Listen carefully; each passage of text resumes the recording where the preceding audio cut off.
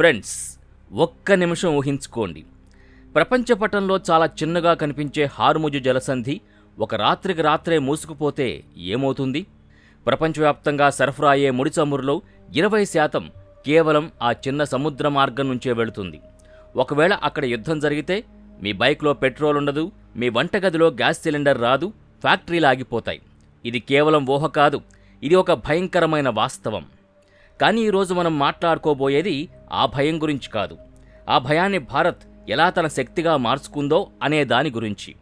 భూమి లోపల, సముద్రపు అడుగున భారత్ ఒక సీక్రెట్ వార్ చేస్తోంది.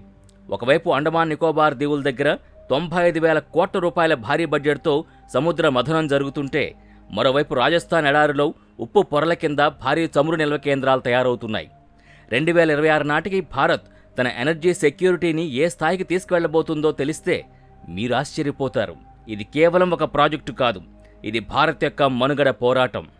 గతేడాది హార్ముజ్ జలసంధిలో అమెరికా మరియు ఇరాన్ మధ్య ఉద్రిక్తతలు తారాస్థాయికి చేరినప్పుడు ప్రపంచ దేశాలన్నీ భారత్ వైపు చూశాయి. ఎందుకంటే భారత్ ప్రపంచంలోనే 3వ అతిపెద్ద చమురు దిగుమతిదారు. మన ఆర్థిక వ్యవస్థ మొత్తం దిగుమతి చేసుకునే ఇంధనం మీద నడుస్తుంది.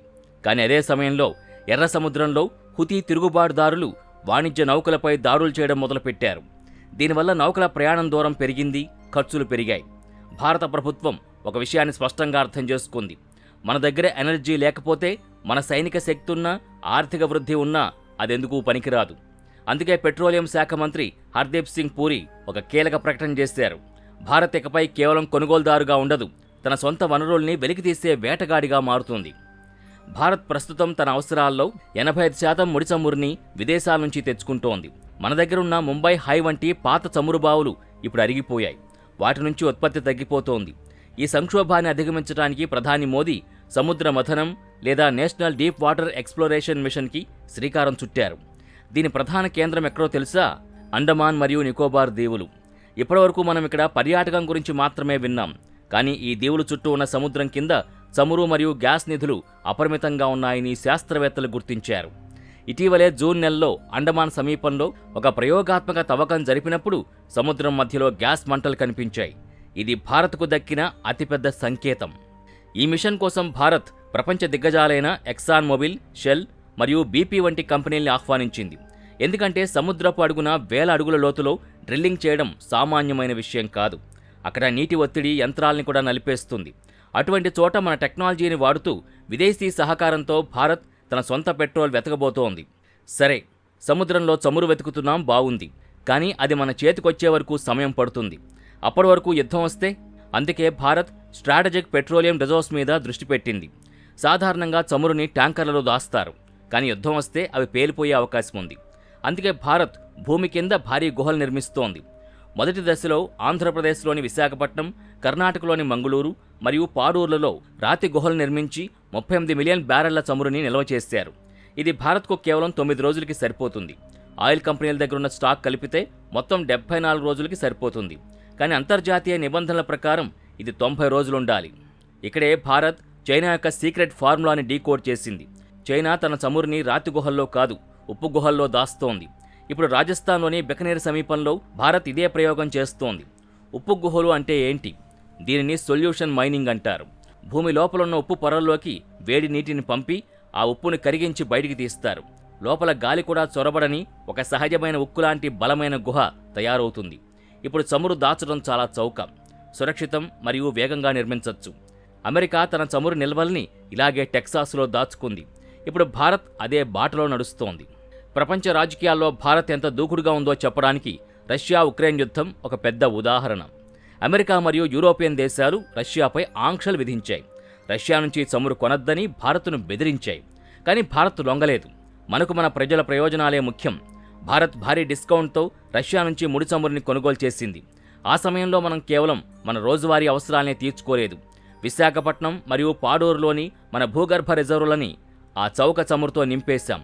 అంటే ప్రపంచమంతా పెట్రోల్ ధరల భారంతో ఇబ్బంది పడుతుంటే భారత్ తన దేశాన్ని ఒక రక్షణ కవచంతో కాపాడుకుంది. ఇది న్యూ ఇండియా యొక్క స్వతంత్ర విదేశాంగ విధానం. రాజస్థాన్ అంటే కేవలం ఎడారి కాదు, అది భారత్ యొక్క కొత్త ఆయిల్ హబ్. బాడ్మేర్, సాన్సోర్ బేసిన్ నుంచి భారత్ మొత్తం దేశీయ ఉత్పత్తిలో 20% చమురొస్తోంది. ఇక్కడ వస్తున్న చమురులో ఒక చిన్న సమస్య ఉంది. అది గడ్డకట్టే స్వభావం కలిగి ఉంటుంది. అందుకే ప్రపంచంలోనే అతి పొడవైన హీటెడ్ పైప్లైన్ ద్వారా దీన్ని గుజరాత్ వరకు తీసుకెళ్తున్నారు. అంతేకాదు బాడ్మేర్లోని పచ్చిపద్రాలో 72,000 కోట్ల రూపాయలతో ఒక భారీ రిఫైనరీని నిర్మిస్తున్నారు. దీన్ని హెచ్పీసీఎల్ మరియు రాజస్థాన్ ప్రభుత్వం కలిసి చేపడుతున్నాయి. ఈ రిఫైనరీ ప్రత్యేకత ఏంటంటే ఇక్కడ కేవలం పెట్రోల్, డీజిల్ మాత్రమే కాదు, పెట్రోకెమికల్స్ కూడా తయారవుతాయి. అంటే మనం ప్లాస్టిక్, కెమికల్స్ కోసం చైనా మీద ఆధారపడాల్సిన పని ఉండదు. దీనివల్ల వేలాది మంది యువతకు ఉపాధి లభిస్తుంది. థోరియం విప్లవం. భారత్ కేవలం చమురు మీద మాత్రమే దృష్టి పెట్టడం లేదు. ప్రపంచంలోనే అతిపెద్ద థోరియం నిల్వలు భారత్ దగ్గర ఉన్నాయి. మన న్యూక్లియర్ ఎనర్జీ కార్యక్రమం 3వ దశలోకి ప్రవేశించినప్పుడు భారత్ చమురు అవసరం లేకుండానే 100 ఏళ్ల పాటు విద్యుత్తుని ఉత్పత్తి చేయగలదు. ఇది గ్లోబల్ ఎనర్జీ మ్యాప్లో భారత్ను అజేయంగా మారుస్తుంది. అంతర్జాతీయ సోలార్ అలయన్స్ ISA ప్రధాని మోదీ నాయకత్వంలో భారత్ సోలార్ ఎనర్జీలో ప్రపంచానికే నాయకత్వం వహిస్తోంది. హర్యానాలోని గురుగ్రామ్ కేంద్రంగా ఉన్న ISA ద్వారా ప్రపంచ దేశాల్ని ఏకం చేస్తూ చమురుపై ఆధారపడ్డాన్ని తగ్గించాలని భారత్ లక్ష్యంగా పెట్టుకుంది.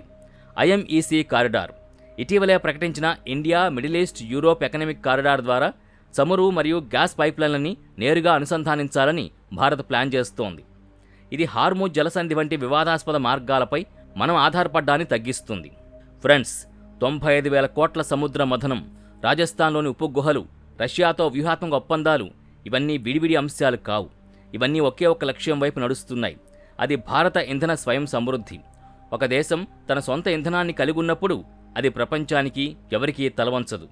2030 నాటికి భారత్ తన అన్వేషణ పరిధిని 10 లక్షల చదరపు కిలోమీటర్లకు పెంచాలని లక్ష్యంగా పెట్టుకుంది. ఒకవేళ రేపు ప్రపంచంలో ఏ సముద్ర మార్గం మూసుకుపోయినా భారత్ ఆగిపోదు. ఎందుకంటే మనం మన దేశం లోపలే ఒక గెలుపు మార్గాన్ని నిర్మించుకున్నాం. ఈ మొత్తం వ్యూహాన్ని గమనిస్తే భారత్ కేవలం ఒక దేశంగా కాకుండా ఒక గ్లోబల్ ఎనర్జీ హబ్గా ఎలా ఎదుగుతుందో అర్థమవుతుంది. ఇక్కడ మనం గమనించాల్సిన మరో ముఖ్యమైన విషయం ఫస్ట్ రైట్ ఆఫ్ రిఫ్యూజల్. ఇది వినడానికి ఒక టెక్నికల్ పదంలా ఉన్నా ఇందులో భారత దౌత్య నీతి దాగి ఉంది. అబుదాబీకి చెందిన ADNOC వంటి సంస్థలు మన దేశంలో చమురుని దాచుకోవడానికి భారత్ అనుమతి ఇచ్చింది. అంటే ఆ కంపెనీలు తమ సొంత ఖర్చుతో మన దగ్గర స్టాక్ ఉంచుతాయి. కానీ ఏదైనా అంతర్జాతీయ సంక్షోభం తలెత్తితే ఆ చమురుని వేరే దేశానికి అమ్మే ముందు భారత్కు అడగాలి. భారత్ వద్దంటేనే వారు బయట అమ్ముకోగలరు.